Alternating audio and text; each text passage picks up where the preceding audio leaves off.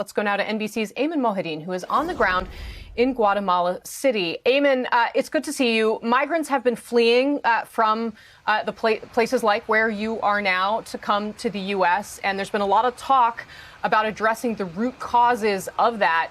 What have you been learning there on the ground?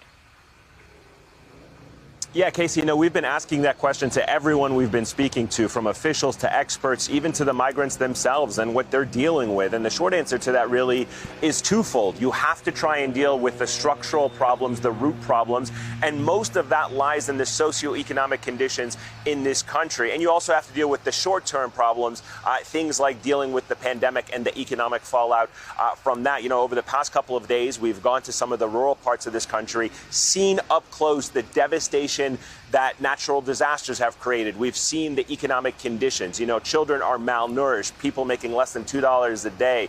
It's just very, very dire, to say the very least. And that is what's forcing people to make this choice between life and death. Stay here, they risk their kids starving to death, or make the perilous journey across Mexico to the United States and risk their lives on that trip. But it underscores how difficult the situation here is. And a lot of that also has to do with the government. There's rampant corruption, there's organized crime, there is narco trafficking, and it has made good governance in this country almost nearly impossible. And that's why people are losing hope and making the choice to get to the United States, Casey.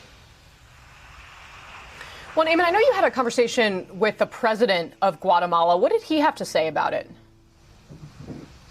Yeah, this was a wide-ranging interview, and we asked him about a whole host of issues. What he said to us is that he wants to create what is called a wall of prosperity, not walls to divide people. And it was interesting. I asked him about this agreement with the White House about surging troops along the Guatemalan border, and he said, quite frankly, this is something Guatemala does without the initiative of the United States. Obviously, it seems that they're not doing it effectively enough to slow what we're seeing in the U.S.-Mexico border. But listen to what the Guatemalan president said to me. Watch.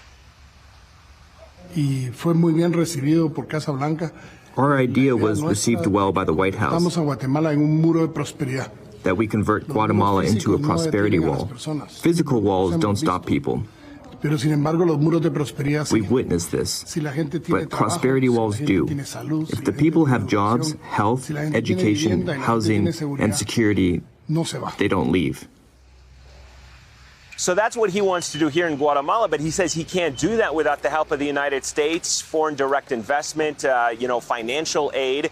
And that's what's given people a moment of pause, because the concern among U.S. officials is that pumping money into the Guatemalan government, as it has in the past, $2 billion over 10 years, is probably going to get squandered. That money often gets siphoned off by corrupt politicians and other officials, and it rarely makes its way to the basic services that are needed in this country. So this is the dilemma. How do you address the structural problems when you're dealing with a government that in itself is facing so many security challenges, accusations of corruption, and all of the economic problems that are underlying this surge that we're seeing across the region? Casey? Hey, thanks for watching our YouTube channel. You should know that you can follow today's top stories and breaking news and catch up on your favorite MSNBC shows all in one place.